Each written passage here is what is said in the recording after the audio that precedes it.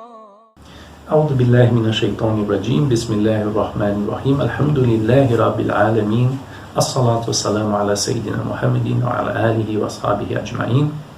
Assalamu alaikum wa rahmatullah. Vamos falar agora sobre Tayammum, purificação seca. Começando aqui do verso 89 do poema. Caso tenha medo de sofrer algum dano ou não haja água, substitua a purificação com água pelo Tayammum.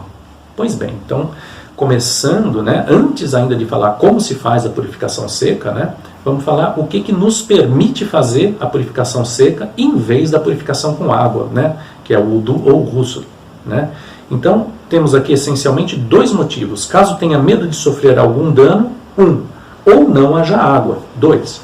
Quanto ao primeiro motivo, o medo de sofrer dano, o caso clássico é o da pessoa que ou está doente e teme que o uso de água sobre o corpo possa impedi-la de sarar ou possa piorar a sua doença, ou mesmo aquela pessoa que não está doente, mas que tem fundados motivos para crer que se ela se purificar com água, ela vai estar correndo o risco de ficar doente, Então essas pessoas, esse medo de dano, autoriza elas a usarem o Tayammum em vez do wudu e do ghusl, tá bom, gente? Agora, medo de dano vai além disso, quer dizer, existem aqui os fuqaha, os juristas, eles dão vários exemplos, lembrando que, por exemplo, que o Islã, foi desenvolvido em regiões de pouca água, Então, muitas vezes as pessoas tinham que andar até um lugar distante ou relativamente distante para buscar água, Então, por exemplo, o pessoal cita o caso, se para você arrumar água, você tem que enfrentar a possibilidade de encontrar animais selvagens, nocivos, ou você tenha medo de salteadores, você pode usar a purificação seca e fazer o Tayammum em vez de fazer o do ghusl. Então isso aí são outros exemplos aí de danos possíveis ou medo de dano que a pessoa pode ter, Enfim, cada um aí tem que analisar a sua situação.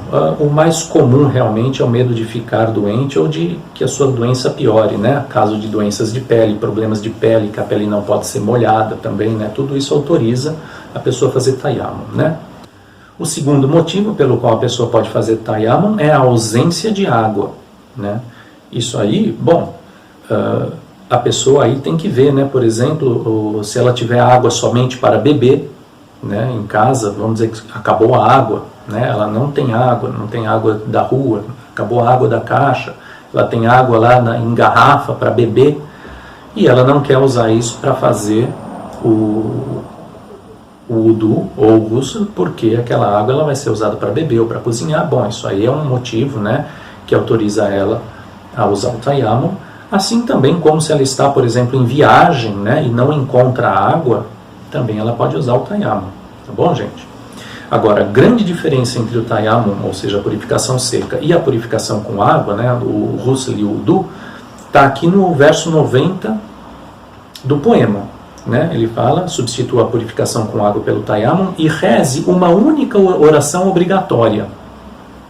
O Tayammum, então, ele só vale para uma oração obrigatória. Se eu faço Tayammum e daí eu rezo o Duha, quando entra o Asr, mesmo que eu não tenha perdido o meu estado de pureza ritual, eu tenho que fazer um novo Tayammum para rezar o Asr e depois um novo para rezar o Maghrib e assim por diante. Por quê? Porque ele é válido para uma oração obrigatória, E ele fala aqui, podendo-se acrescentar logo em seguida uma oração fúnebre ou uma oração sunna, e pode-se rezar também uma oração náfila imediatamente após o Tayammum, Então, na verdade, aquele Tayammum que eu faço para uma oração obrigatória no começo do horário dela ou dentro do horário dela, ele vai ser válido para mim para todas as outras coisas, que exigem estado de pureza ritual. Então, por exemplo, eu fazer uma oração sunna, eu fazer uma oração fúnebre, eu fazer uma oração náfila, uma oração voluntária qualquer, eu pegar o mushaf com a mão, inclusive se eu não puder fazer o ghusl e o wudu,